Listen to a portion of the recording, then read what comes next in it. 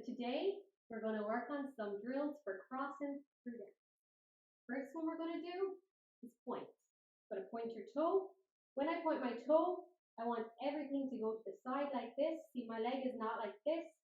We're going to close this gap completely and have it like this.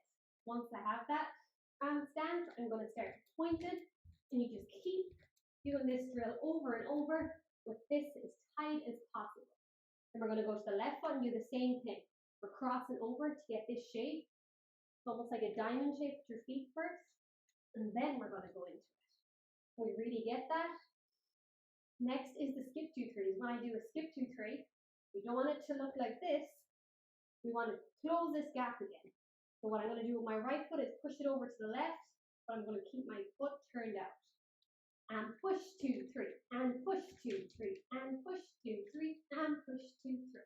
We're going over, over, over, over. Next one for crossing, we're going to go up on our toes. We're going to go to the side, over and behind, over and behind. Every time you go in behind, I really want to see that foot come in behind. So over and behind, over and behind, over and behind. And if you keep doing those 3 drills over and over again, it should really, really improve your